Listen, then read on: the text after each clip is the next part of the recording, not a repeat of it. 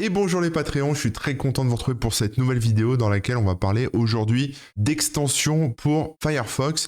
On va voir jusqu'où on va le faire étape par étape. Mais avant, je tenais quand même à vous remercier parce que c'est grâce à vous que je peux faire ces merveilleux petits tutos, etc. Que je peux prendre le temps de bidouiller chez moi pour ensuite partager ça avec vous. N'hésitez pas d'ailleurs, hein, si vous avez des retours à me faire, vous êtes les bienvenus. Et si vous regardez cette vidéo sur YouTube, déjà dites merci aux Patreons parce que c'est grâce à eux que vous pouvez avoir les vidéos.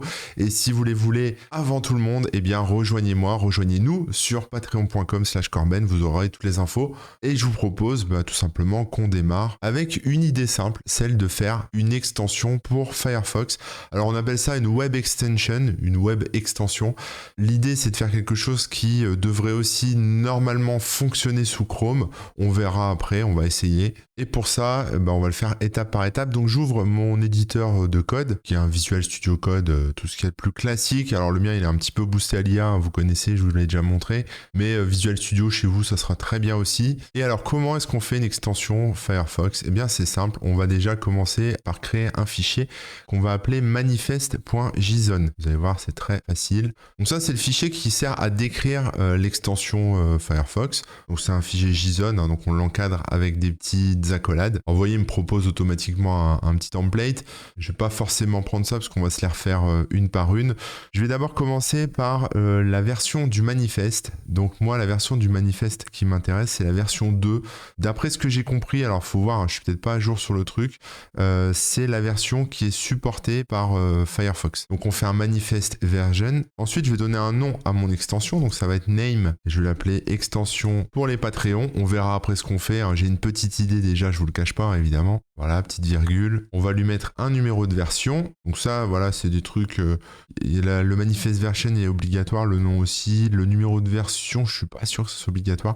Je ne sais pas. Bon, en tout cas, moi, je l'indique. Si vous voulez plus d'infos, évidemment, sur les best practices du manifest JSON, je vous inviterai à aller jeter un petit coup d'œil sur Internet, hein, sur le site de Mozilla, il y a beaucoup de choses.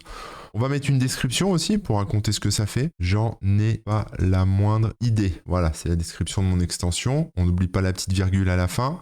Pour le moment, vous voyez, c'est assez simple. Ensuite, on va lui mettre une icône. Ça, c'est intéressant. Alors pour ça, on va appeler le paramètre icons et on va lui indiquer une icône. Alors vous voyez, il me propose des trucs intéressants ici, c'est-à-dire qu'il me met des formats d'icônes 16, 48, 128. Bon, moi, pour l'instant, j'excelle en 48, donc je vais effacer les autres. Mais vous pouvez mettre différentes tailles si vous voulez d'icônes. Alors pour trouver une icône sympa, il y a plein de sites sur Internet, hein, pour des icônes. Mais moi, j'ai été sur le site icon8.fr, icon 8 avec un S. Et là, vous choisissez ce que vous voulez. Donc, je sais pas, je vais taper Patreon par exemple, parce que c'est une extension pour les Patreons. Bon, ça reste très connoté Patreon. On va essayer de trouver un truc plus généraliste. Robot, un petit robot, ça serait sympa. Donc voilà, je choisis mon extension avec un petit robot. Donc, je vais prendre par exemple ce petit robot ici, là, que je trouve cool. Et là, je fais télécharger. Et puis ici, je peux spécifier une taille. Donc, je peux prendre par exemple taille 48 sur 48. Voilà, j'aurai mon petit robot et je le télécharge. Ça va me récupérer un zip que j'enregistre. Je vais le décompresser, ce petit zip. Voilà ce qu'il y a dedans. Et je vais mettre ça dans un répertoire que je vais appeler icons. Un sous-dossier icons. Donc je vais à un nouveau dossier, icons, voilà. Et dedans, je vais positionner mon icône. Voilà mon image. Je vais la renommer aussi. Je vais l'appeler icône-48.png comme c'est dans mon fichier icône 48. Alors il n'y a pas le tiret, je vais le rajouter. Tiret 48. Voilà, il me manque un bracket à la fin. On est bon, j'ai mis un peu tout ça carré. Alors, ce qu'on va faire pour l'instant, c'est un truc simple. Ça va être la base. Vous pouvez regarder à la limite que ça et puis après zapper le reste de la vidéo, c'est pas un souci. Là, on a notre fichier de définition et on va créer un fichier JavaScript. Le fichier JavaScript, en fait, c'est ce qui va être injecté dans Firefox pour pouvoir faire ce qu'on a envie de faire. Donc moi, je vais l'appeler content.js. Alors pourquoi je l'appelle content.js? Parce que c'est un JavaScript qui va être intégré dans le contenu des pages que je vais regarder. Donc on va faire un truc simple dans ce fichier content.js.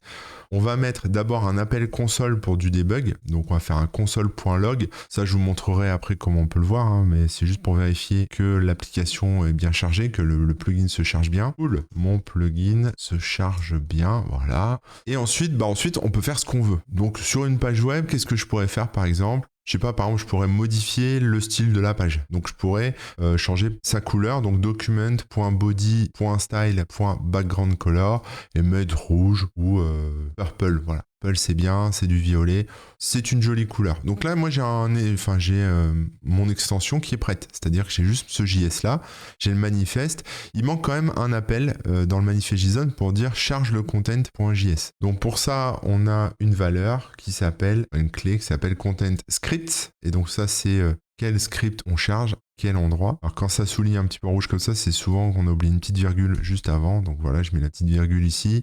Voilà, elle est ici, je vous la montre. Et je mets mon truc content scripts.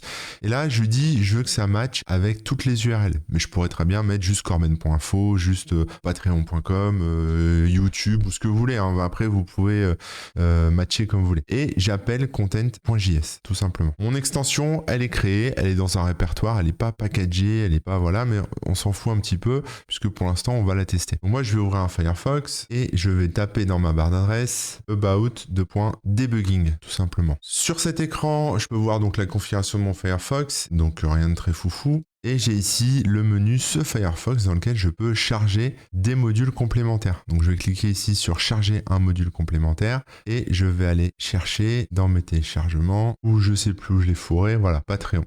Voilà, donc là-dedans je retrouve mon dossier, sauf que moi ce qui m'intéresse c'est de charger le manifest.json. Je charge ce manifest.json et hop, vous voyez, mon extension, elle est chargée ici. Extension pour les Patreons est chargée.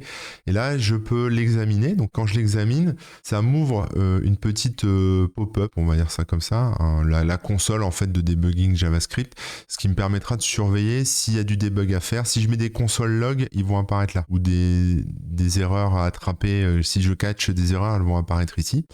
Je peux actualiser ici si par exemple j'ai fait des modifs dans mon code, si je sais pas, par exemple je mets pour mes super Patreon, voilà, je sauvegarde, je retourne ici et je fais actualiser, hop, voilà, ça corrige pour mes super Patreon. Ça permet d'éviter de la supprimer, de la recharger, etc. Vous avez juste à cliquer sur actualiser. Donc laissez cet onglet là ouvert, ça va nous servir. Maintenant ça c'est en place, donc je vais ouvrir un site, on va bien voir ce que ça donne. Je vais aller sur mon site web puisque tout le monde le connaît, et là, regardez, voilà, le background est purple. Alors c'est absolument horrible, pas lisible, mais là ça fonctionne. Donc on vient de créer ensemble la première extension Firefox de notre vie et de la mienne aussi, donc c'est plutôt cool. Alors, je rigole, j'ai révisé un petit peu avant quand même, mais bon, voilà, c'est le concept. Maintenant, je vous propose qu'on fasse quelque chose d'un petit peu plus évolué, de plus rigolo et qu'on explore un peu plus les choses autour de ça, notamment sur les permissions. Alors moi, ce que j'aimerais faire, j'ai réfléchi un petit peu à ça, c'est faire une extension Firefox qui, quand je sélectionne un bout de texte, le remplace par ce que je veux. Alors, par ce que je veux, ça veut dire je peux le remplacer par, je sais pas, Hello World si j'ai envie, mais après, je pourrais, je sais pas, inverser les lettres ou faire appel à OpenAI, à ChatGPT pour répondre à un prompt et du coup, retravailler un bout de texte. Donc, je vais plutôt partir dans cette direction-là, c'est-à-dire sélectionner, par exemple, pouvoir sélectionner avec mon extension un bout de texte sur une page web ou sur un formulaire, notamment sur un formulaire plutôt, par exemple sur un article WordPress que je suis en train d'écrire ou sur un tweet que je serai en train d'écrire, faire une sélection de texte et activer mon extension et lui demander par exemple de rendre mon tweet beaucoup plus drôle ou d'enlever les gros mots ou de corriger les fautes d'orthographe ou de le traduire en espagnol ou faire ce que je veux. Enfin, vous connaissez les possibilités de l'IA, enfin des LLM comme OpenAI ou Anthropic. Bon, voilà, c'est l'idée. Donc on va modifier ce qu'on a fait petit à petit, on va y aller tout doucement. La première étape, ça va être de remplacer un texte par un autre, voilà, juste pour tester. Donc, ce qu'on va faire, c'est que j'ai plus besoin de content.js. Hein. Pour l'instant, j'en ai plus besoin. J'ai pas envie que ça soit purple. Donc ça, je vais le mettre en commentaire. Comme ça m'évitera d'avoir des soucis. Je vois cool, mon plugin est chargé, se charge bien. C'est pas quelque chose que je vois mon console log. Là, je vous en ai pas parlé. Je refais une petite boucle là-dessus. Ce truc là, console log, cool, mon plugin se charge bien. C'est pas quelque chose que je vois ici parce que ça concerne le background. Donc c'est-à-dire les événements qui sont propres à mon Firefox. Maintenant, moi, je vais me concentrer sur le content, donc c'est-à-dire sur le contenu de la page. Et donc, le cool, mon plugin se charge bien, c'est quelque chose qui apparaît dans le contenu de la page. Donc, si je fais un clic droit ici et que je vais dans Inspecter, je vais ensuite sur la console JavaScript ici, je vais nettoyer un peu tout ça, je recharge la page, voilà, et dans tout ce bordel, j'ai ici cool, alors je vais vous le filtrer, cool, voilà, j'ai cool, mon plugin se charge bien. Donc, on on le voit ici. Ça, c'est pour le contenu de la page, c'est le content. Si je voulais le voir ici, il aurait fallu que je crée un nouveau fichier, un nouveau JavaScript que je vais appeler, dont on va se servir plus tard de toute façon, donc autant le créer maintenant. Je vais appeler background.js, que je vais charger dans mon content, dans mon manifeste ici en tant que background.js. Voilà, tout simplement. Je retourne sur Firefox, je recharge, j'actualise mon JavaScript et je recharge ma page. Sauf que j'ai rien mis dedans parce que je plane. Donc voilà, c'est dans background.js. Je vais rajouter mon console.log. Le background a bien été chargé. Je recharge l'extension et vous voyez là direct, il me l'a affiché ici. Là, le background a bien été chargé. Je refresh. Voilà, il me le met là, le background a bien été chargé. Donc voilà, on a différents en fait, niveaux d'accessibilité, parce que c'est sécurisé, tout ça, on a différents niveaux d'accès. On a le navigateur en tant que tel, et ensuite on a le contenu des pages, ce qu'il y a dans les onglets, etc. Et donc ce contenu des pages, on l'adresse avec le fichier content.js, et le navigateur en lui-même, dans sa globalité, on l'adresse avec background.js. Je dis le navigateur, mais voilà, c'est ce qui tourne en tâche de fond, quoi, dans le navigateur. Une fois encore, je suis pas un expert en extension, hein, je vous montre comment on les fabrique, mais si vous voulez avoir plus de détails, je vous invite à vous référer à la documentation de Mozilla qui est plutôt bien faite. Bref, j'ai mon background, j'ai mon content.js. Alors mon content.js, il n'y a plus rien dedans, on s'en fiche. Mais dans mon background, je vais quand même faire des choses qui vont être intéressantes. Ce qu'on va faire maintenant, c'est qu'on va créer le menu pour que ça fasse un clic droit. Donc moi, mon objectif, c'est de sélectionner un texte, hein, comme je vous le disais, faire un clic droit et pouvoir avoir accès ici à un élément, enfin voilà, quelque chose ici dans le menu pour dire retravaille ce texte, modifie ce texte, remplace ce texte, etc. Donc là, je suis sur un texte qui n'est pas éditable, hein, mais on va se mettre sur un formulaire tout à l'heure, et puis l'idée, ça sera de le remplacer. Je vais donc aller dans background.js, parce que c'est quelque chose que je vais faire de manière générale, pas juste sur un contenu de page web, ça va être sur toutes les pages, enfin, ça va être accessible à tout le navigateur, peu importe l'onglet. Et je vais créer en fait avec l'objet Chrome un menu, un élément dans le menu contextuel. Donc pour ça, cet objet Chrome il est important, c'est un objet qui est propre aux API Web Extensions. Donc c'est quelque chose qui est commun entre Chrome et Firefox, hein, ils se sont entendus sur l'API, donc c'est pour ça qu'il y a Chrome dedans, même si on dev pour Firefox. Donc on va faire chrome.runtime.onInstalled.addListener. Donc en fait ça veut dire que lors de l'installation, j'ajoute un listener, c'est-à-dire une fonction qui écoute, qui va faire ce que je veux une fois que c'est installé, quoi.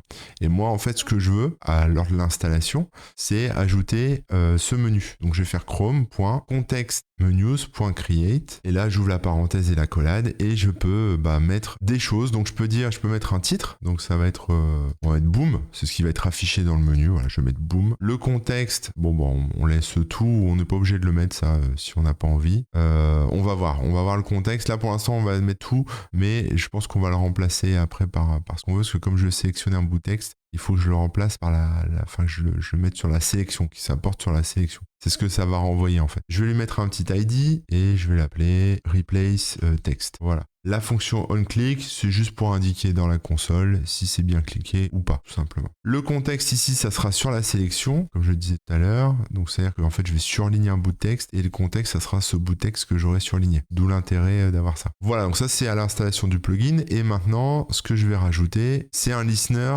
pour détecter quand je clique sur le menu. Donc là, c'est écrit le menu a bien été cliqué, mais c'est plutôt le menu a bien été installé, parce que j'ai pas cliqué dessus. Ça, c'est à l'install. Et ensuite, je vais faire un chrome.contextMenus. Donc, pareil, hein, j'appelle le truc onClicked, et là j'ajoute un listener sur le fait d'avoir cliqué sur le menu. Donc là, pour l'instant, c'est le menu a bien été cliqué. On va le tester comme ça, on va voir ce que ça donne. J'espère rien avoir oublié. On verra de toute façon si ça fonctionne ou pas. J'actualise. Et là, il me fait une erreur, comme vous pouvez le voir. Donc ça, c'est normal. C'est parce qu'en fait, j'ai oublié quelque chose dans le manifeste. Dans le manifeste, on a un truc très important dont on n'a pas parlé encore, c'est les permissions. Il faut autoriser notre extension à accéder à des choses. Donc, pour ce dont j'ai besoin, en termes de permissions, je vais avoir besoin de context menus. Donc, ça me permet d'accéder au menu contextuel. Je vais pouvoir accéder aux onglets aussi, puisque comme je dois sélectionner un texte, etc., j'ai besoin de tabs. Storage, j'en ai pas besoin. Par contre, j'ai besoin de Active Tabs pour récupérer l'onglet actif aussi. Bon, je me contente de ça. Je pense que ça devrait être bon. Je recommence, je refresh. Alors, je vais effacer ce qu'il y a dans la console. J'actualise. Voilà, là, j'ai plus l'erreur. Il me dit le background a bien été chargé. Je vais donc recharger la page ici. Si je fais un clic droit ici, vous voyez, j'ai boom qui s'affiche pas. C'est normal puisque le contexte, c'est la sélection. Donc, je sélectionne un bout de texte et je fais un clic droit. Et là, j'ai boom qui apparaît ici. Voilà, j'ai enlevé les petits points d'exclamation tout à l'heure. Je vais les remettre, c'est plus rigolo. Voilà, je clique droit, boum, voilà, c'est écrit là. Et si je clique dessus, il me dit ici, le menu a bien été cliqué. Donc ça marche pour l'instant. J'ai une extension qui se rajoute dans le menu contextuel et qui fait des choses, ce qui est plutôt cool. Maintenant, je voudrais qu'elle remplace du texte. Donc c'est ici, en fait. Vous voyez, la console log ici. J'ai le onClick. OnClick, je peux lui faire ce que je veux maintenant. Donc je peux mettre un petit if info.menu item ID. Donc ça, c'est si l'ID du menu, c'est replace text, parce que c'est celui que j'ai sélectionné là. C'est juste une vérification. Alors, tu mets le fond en purple. Bon, pourquoi pas, on peut essayer ça, tiens, ça peut être marrant. J'actualise, je sélectionne un bout de texte, je fais un clic droit, je clique sur boom, et paf, ça passe en violet. Bon, ok, why not? Mais moi, c'est pas ça qui m'intéresse. Moi, ce que je veux, c'est que ça remplace du texte. Donc, je vais faire ici le code. Ici, c'est du JavaScript. Donc là, j'ai un document body style. Moi, ce que je veux, c'est insérer le texte, par exemple, vive Corben ou vive Patreon, ce que vous voulez. Donc, pour ça, je fais et il faut que j'encadre cette commande. Donc, c'est document.exec commande insert texte false vive Corben. C'est la commande d'insertion de texte. Et ça, faut que je l'encadre avec des petites quotes, vous savez, qui sont un petit peu obliques. Parce que là, si je mets des simple quotes ou des double quotes, on va essayer. Bon, les double quotes, ça a l'air de passer. On va voir ce que ça donne avec les double quotes. Parce que dans mes tests, j'avais mis des versions obliques de ça. Donc, on va tester. Maintenant, j'ai pas de zone éditable ici. Donc, je vais aller sur le background de mon site, sur mon WordPress. Et je vais taper hello les gens. Je vais surligner ça, faire un clic droit et cliquer sur boom. Voilà. Et ça remplace automatiquement le texte que j'ai mis par vive Corben. C'est ce que je lui ai demandé en fait. Donc je lui ai dit voilà, ça marche avec les double quotes, donc vous emmerdez pas. Vous faites double quote document.exec commande. Donc on lance une commande qui s'appelle insert texte. Et le paramètre false ici, c'est juste pour indiquer qu'on veut pas d'interface utilisateur, mais de toute façon ça marcherait pas si vous le passiez à true. Donc on laisse comme ça.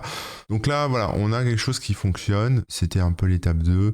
Vous pouvez vous arrêter là si vous voulez mettre des vive Corben partout, mais moi je vous propose qu'on aille un peu plus loin, parce que là c'est pas rigolo. On va utiliser les API d'OpenAI. Alors je choisis OpenAI parce que c'est assez courant, les gens maîtrisent plutôt bien ChatGPT, mais vous pouvez faire ça avec Anthropic, c'est-à-dire Claude 3 ou ce que vous voulez comme API, peu importe. Alors pour faire ça, on va faire quelque chose d'un petit peu plus complet du coup, et il va falloir bien ouvrir vos oreilles et vos yeux surtout, parce que ça va pas être si simple que ça. Le JavaScript c'est toujours un petit peu tordu, mais vous allez voir, on y arrive très bien. Donc je vais effacer le console log, là j'en ai pas besoin. Je vais effacer tout ce qu'il y a ici dans le listener. Voilà, on va commencer avec un petit if, tout simplement. Comme on avait tout à l'heure, vous savez, if info.menu item id égale replace text. End. Donc là, je mets les deux symboles et commerciaux. Info.section texte. Donc là, je vérifie en fait la condition que j'ai bien cliqué sur le menu replace text, celui où c'est écrit boom, et que j'ai bien sélectionné un texte. Voilà. C'est une double vérif au cas où.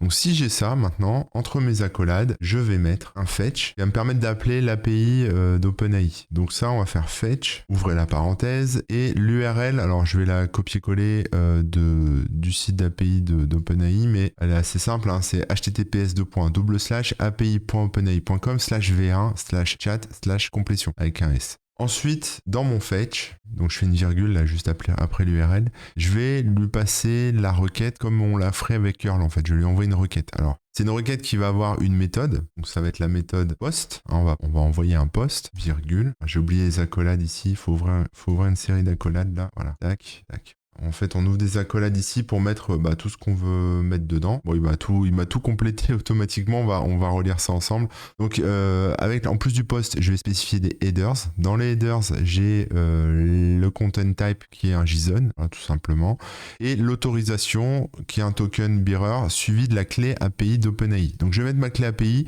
Vous allez la voir, ma clé, je vais la mettre, mais c'est pas la peine d'aller la tester parce que de toute façon, je vais la supprimer juste après. Donc, vous embêtez pas à la recopier, ça sert à rien.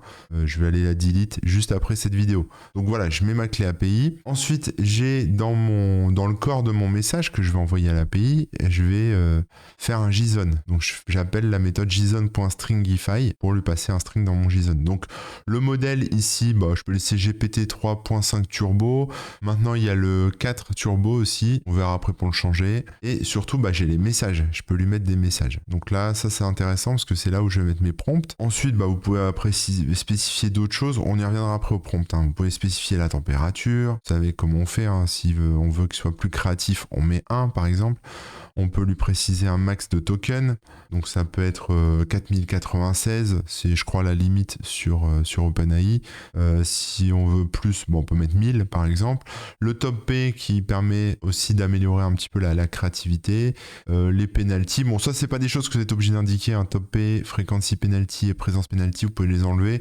Le max token, vous pouvez le laisser. Ça évite de cramer trop de tokens. Et donc là, j'ai mon message qui est formé. Et ensuite, une fois qu'il est formé, j'appelle la méthode.zen. Et là, je récupère la réponse et je la mets dans réponse.json. Les datas, je les affiche dans la console pour voir ce qu'il va me renvoyer. Et j'attrape les erreurs si jamais des erreurs. Voilà, ça c'est du classique. Dans data, la console ici, c'est pas ce qui m'intéresse. Donc j'enlève cette histoire de log et là, je vais mettre tout simplement, je vais envoyer ma commande pour remplacer le texte. Donc c'était comme tout à l'heure, c'était chrome.tabs pour dire que je me mets dans l'onglet en cours et je vais exécuter le script suivant. J'enlève le nul, là il sert à rien, on n'est pas obligé de le spécifier. Document.execCommand, insert texte, false. Sauf que là, ici, là, je mets le message en direct. On peut faire comme ça, mais je suis pas sûr, ça va pas être un bout de JSON. Donc, ce qu'on va faire, c'est qu'on va, juste avant, ici, on va créer une constante. Const, on va l'appeler texte. Je suis pas très inspiré. Égale data.choices. Donc, c'est la même chose que ce qu'on a là, en fait. On récupère la réponse de OpenAI. OpenAI, il envoie ça dans son tableau, dans cette réponse. On a des choix de réponse. Donc, c'est le premier choix. Choices du tableau, on le positionne sur 0 le tableau. .message.content, on récupère le contenu du message dans les choices de la réponse d'OpenAI. Très bien, et ça je le mets dans texte. Et texte ici, je vais pas l'afficher directement, je vais l'appeler avec la commande json.stringify texte. Alors en fait, JSON stringify là, ça permet de convertir une valeur, un objet JavaScript quoi, si vous voulez, en chaîne de caractères JSON. Voilà. Donc ça me permet d'avoir un texte qui est correctement formaté en tant que chaîne. Voilà, je transforme ça en chaîne. Alors, je vais pas mettre joke, je vais mettre texte. Voilà. Donc là, normalement, on va pouvoir tester. Je pense, si j'ai rien oublié, j'ai dû oublier des choses quand même. Oui, le prompt, c'est ça, j'ai oublié. Là, le prompt, il est système. Il dit, c'est un test. Alors moi, j'ai fait un prompt un peu plus sympa pour tester où je dis tu es un générateur de blagues qui renvoie une blague à chaque fois qu'on lui demande, n'envoie aucun autre contenu à part ta blague. On va essayer comme ça. Comme ça, lui, il va me renvoyer juste une blague. Donc ça, c'est son rôle de système. Et moi, ensuite, en tant que user, je peux lui dire, je crée un rôle de point user, et là je lui dis donne-moi une blague. Bon, tout ça, normalement vous connaissez si vous avez vu mes tutos d'avant, donc je vais pas m'étendre trop sur la constitution d'un prompt. Voilà, j'essaye de faire en sorte que ce soit un petit peu plus lisible. Voilà, tac et tac. Voilà, j'ai mon prompt qui est comme ça, je suis content. Je vous propose qu'on essaye, on va voir ce que ça donne. Donc je vais recharger l'extension, je vais retourner ici, je vais dire hello, je vais sélectionner mon texte dans WordPress, je vais faire un clic droit, cliquer sur boom, et rien n'est remplacé. Alors je vais vérifier, je vois bien que le post est bien envoyé. Je vais regarder la réponse, donc j'ai bien une complétion, j'ai bien un objet, j'ai mes choices ici, je vais regarder pourquoi les plongeurs plongent toujours en arrière. Ok, donc ça c'est son message. Donc normalement, l'API est bien appelée, donc c'est pas ça le souci, ça doit être au niveau du remplacement. Je pense que c'est ici, voilà, j'ai pas fermé avec les guillemets, je l'ai fait à n'importe comment. Je vais remettre mon JSON stringify ici, voilà. Donc c'est, oui, effectivement, il vaut mieux appeler ça comme ça. Bon, mon histoire de stringify ici, ça passe pas bien. Donc je vais enlever, je vais mettre juste le texte. On va voir ce que ça donne. On va oublier l'histoire du stringify. En fait, ce que j'avais oublié de faire, désolé, c'était que la chaîne ici, il faut évidemment que je l'appelle en intégrant la variable comme ceci avec des plus, c'est-à-dire en fermant le code ici. Et voilà, ça vous aura peut-être pas échappé au moment où je l'ai fait, mais je l'ai pas vu tout de suite. Tout était de la même couleur, j'ai pas fait gaffe. Là, normalement le texte devrait s'insérer. Donc je recharge mon extension, actualiser, je retourne ici sur mon back-office, je refresh la page quand même pour recharger tout. Je fais un clic droit, je sélectionne mon texte, pardon, je fais un clic droit, je clique sur Boom, j'attends. Donc mon Stringify, je l'ai bougé en fait, j'en ai besoin du Stringify, juste le texte ça passe pas. Donc c'est vraiment comme le contenu, faut vraiment le récupérer au travers de JSON Stringify. J'ai mis dans texte, donc j'ai fait JSON.Stringify, j'ai passé le contenu ici de la réponse d'OpenAI et je le passe ici en mode texte, voilà, en ouvrant les guillemets, mettant un petit plus, texte, plus pour passer la variable. Bon, je vous laisse regarder. De toute façon, les sources seront incluses dans le post Patreon, donc vous avez accès à tout. Vous pourrez décortiquer ça tranquillement. Voilà, maintenant, on va le tester et cette fois, j'espère que ce sera la bonne. J'actualise. Je suis ici sur mon article WordPress. Je vais rafraîchir la page. Ça, c'est important, il faut rafraîchir. Et je vais mettre ceci est un test. Je surligne ça. Clic droit, boum, et là je vois le post qui est passé et il me met la blague. Toujours la même blague, hein, mais c'est pourquoi les plongeurs plongent-ils toujours en arrière, c'est la même blague à chaque fois. Il n'y a aucune originalité, c'est normal, c'est GPT 3.5 Turbo. Je pourrais remplacer ça par la version 4 qui est un peu plus récente et performante. Je propose qu'on fasse ça d'ailleurs. Donc c'est, si je regarde, voilà, c'est GPT 4-Turbo 2024-4-09. Voilà, c'est celle-ci. On va voir si elle marche un peu mieux. Je refresh. Il faut que je charge, faut que j'actualise. Je refresh et je remplace ce texte par une nouvelle blague. On va voir. Boum. Alors s'il met exactement la même, ça va pas forcément se voir, évidemment. Donc je recommence. Boum. Voilà. Pourquoi est-ce que les plongeurs... Bon, c'est la même en GPT 4.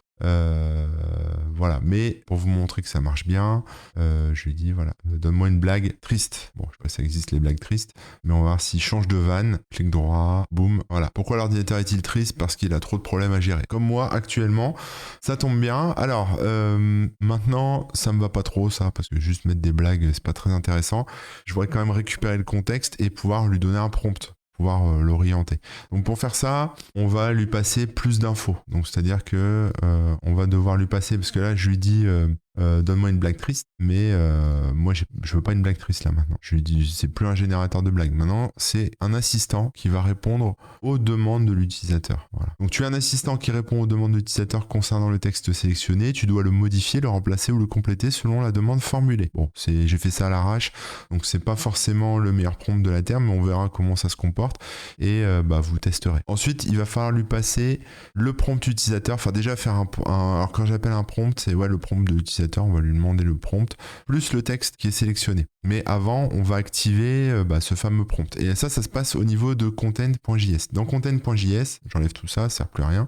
Je vais faire chrome.runtime.onMessage. Donc ça, c'est si j'envoie un message. J'ai un listener qui prend request sender send response, on n'y touche pas. Et ensuite, je vais lui dire si la request.action est égale à, faut que je mette les guillemets, show prompt. Donc si ma requête c'est afficher un prompt, alors je vais créer une constante dans laquelle je vais mettre le user prompt et je vais faire un prompt, c'est-à-dire une fenêtre en fait qui va juste demander à l'utilisateur de saisir un truc. Entrez votre demande, on peut laisser ça comme ça, entrez votre demande, et après on fait un send response prompt user prompt. C'est-à-dire qu'on renvoie, content.js va renvoyer le texte que l'utilisateur aura mis. On stocke, on lui pose une question, entrez votre demande, et on stocke la question, ce que l'utilisateur va écrire, on le stocke dans user prompt. Et on renvoie ça, parce que ça, on va ensuite le passer à OpenAI pour qu'il puisse le traiter. Donc je retourne sur le background JS, je vais vérifier quand même dans le manifeste si j'appelle bien le content.js. Ouais, ça c'est bon, ça bouge pas. Ça devrait le faire. Je vais aller dans le background.js et là, il y a 2-3 petites modifs à faire, effectivement. Alors, au niveau du listener on-install, on n'a besoin de rien mettre. Ça, c'est bon. Par contre, sur le on-click ici, on va faire des petites modifs. Donc, if info, menu, machin, ça bouge pas. Sauf que là, on va appeler l'objet, on va appeler notre prompt, notre fenêtre qui va demander à l'utilisateur de saisir quelque chose. Donc, on va faire un chrome.tabs.query. Hop, il me complète ce que je veux. Donc, Chrome.tabs.query, c'est utilisé pour récupérer l'onglet actif, enfin de récupérer l'onglet que vous voulez de manière précise. Donc nous on fait une query c'est une requête sur les onglets ouverts et on veut qu'il soit actif et que ça soit la fenêtre actuelle. C'est juste des sécurités, ça c'est pour pas qu'il récupère n'importe quoi. On est vraiment, c'est celui qui est focus quoi, celui qu'on est en train d'utiliser. Ensuite on va envoyer un message. Chrome.tab va envoyer un message en passant l'ID de l'onglet et l'action qui va demander, ça va être l'action show prompt, affiche un prompt. C'est ce qu'on a mis dans Content.js, c'est ici l'action show prompt. Donc là c'est comme ça qu'on arrive à lier les deux trucs. Ensuite on fait une constante, user prompt égale réponse.user prompt. Donc ça c'est ce qu'on redéplace si vous voulez ce que l'utilisateur a demandé dans une nouvelle constante user prompt. On peut afficher dans le log effectivement le prompt de l'utilisateur si on a envie. Et ensuite le fetch, on va l'encadrer en fait dans un if qui va être if user prompt, c'est-à-dire si l'utilisateur a saisi quelque chose, parce que s'il saisit rien, ça sert à rien ce qu'on fait. Mais voilà, s'il saisit quelque chose, j'ouvre mes brackets, voilà, et je vais fermer tout ça à la fin. Et alors surtout, je vais pouvoir lui passer mon user prompt dans ma requête, parce que là, voilà, donne-moi une blague triste, c'est là où je vais le remplacer. Je vais lui passer le user prompt, donc je vais dire user prompt, voilà, je lui donne, par exemple, si le user prompt c'est remplace ce texte par un poème, voilà, ça va être écrit ça, remplace ce texte par un poème, plus, et là, je vais lui passer le texte que j'ai sélectionné, que j'ai surligné, donc je vais faire des petits retours à la ligne pour que lui puisse bien comprendre la différence entre le prompt et le texte sélectionné. Donc, je vais mettre texte sélectionné 2 points, et là, je vais lui passer mon texte que j'ai surligné, donc c'est info.sélection texte. Voilà, c'est tout. Donc en fait là sur le prompt, on a donc récupéré la demande. Maintenant on va tester. J'espère que ça va marcher. De toute façon, il faut bien débugger. Donc j'actualise, je refresh ici. Voilà. Bonjour, je m'appelle Manu. Point. Je surligne mon texte, je fais un clic droit, boum. Là il me demande, il m'ouvre une pop-up. C'est ce qu'on voulait. C'était ça le prompt en question. Et quelle est ma demande? Change ce texte pour dire que je m'appelle José et fait une blague sur les buveurs de café. Bon, voilà, je sais pas, ça me vient comme ça. Je sais, je suis inspiré, prêt pour le stand-up. J'envoie. Alors, ça n'a pas fonctionné, mais j'ai fait un petit peu de debug et j'ai trouvé où c'était le souci. Déjà, le add listener ici, je le fais pas bien. Il faut l'appeler dans une fonction ici, donc avec la petite flèche. Ça marche mieux. Voilà. Et ensuite, ici, j'ai mis prompt, mais c'est pas prompt, c'est user prompt. Donc, c'est user prompt de point user prompt. Sinon, ça passe pas, ça l'envoie pas la bonne variable, quoi. Sinon, c'est tout ce que j'ai changé. Je regarde un petit peu, le reste est ok.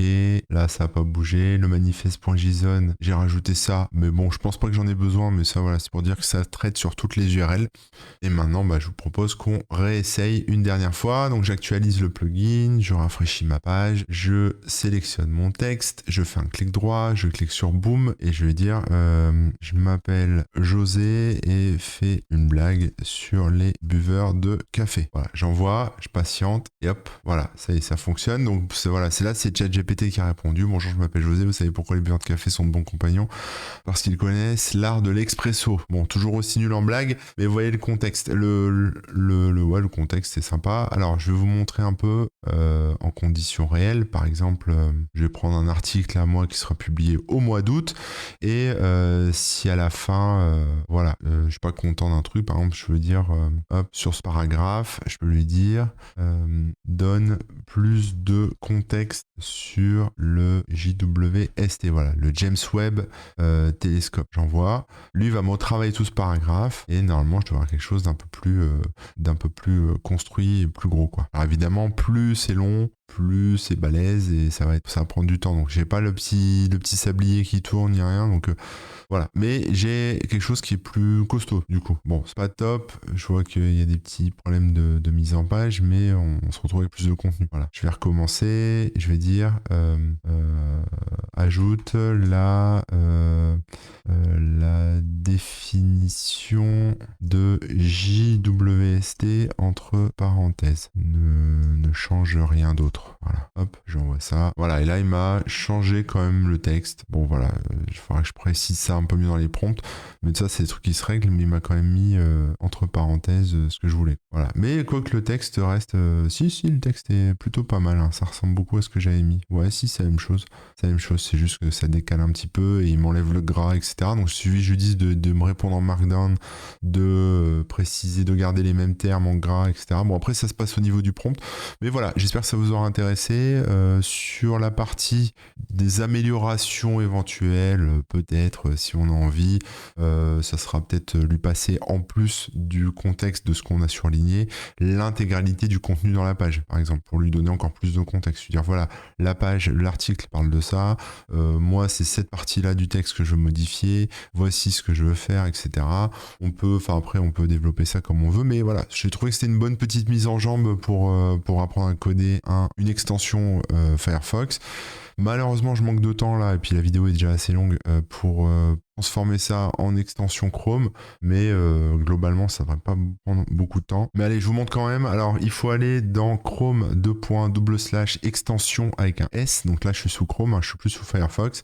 Vous faites charger l'extension non impactée. Vous allez chercher votre dossier où il y a le manifeste.json. Vous faites sélectionner. Là, elle se charge bien. Ensuite, vous ouvrez votre site web. Voilà, le site pour tester.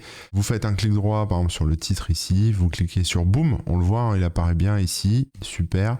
Et là, je lui dis, fais-moi un titre plus épique. Voilà. Donc là, c'est écrit Explorer l'univers en direct. Moi, je vais faire OK. Et là, il me remplace ça par Plonger dans les mystères cosmiques avec les télescopes James Webb et Hubble. Une odyssée spatiale en temps réel.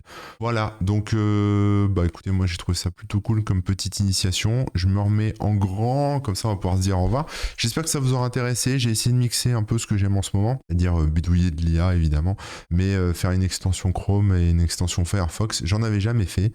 Pas très compliqué, finalement il suffit de maîtriser un petit peu JavaScript. Bon, JavaScript c'est pas le langage que je préfère, mais voilà. C'est des appels entre eux, des fichiers JS, c'est une prise de tête pour les gens qui font du JavaScript, mais bon, globalement ça fonctionne, on peut quand même faire des trucs cool. Donc j'espère que ça vous aura donné envie de développer vos extensions, et puis si vous faites des trucs sympas en extension, n'hésitez pas à m'en parler. Si c'est cool, je vous ferai un petit article sur mon site, pourquoi pas, allons-y. Et puis quant à moi, je vous dis à bientôt, à la semaine prochaine, je pense, pour une nouvelle vidéo. Encore merci au Patreon de me soutenir, c'est grâce à vous, n'oubliez pas. Et puis si vous voulez nous rejoindre, vous allez sur patreon.com/corben. Et à ciao, salut.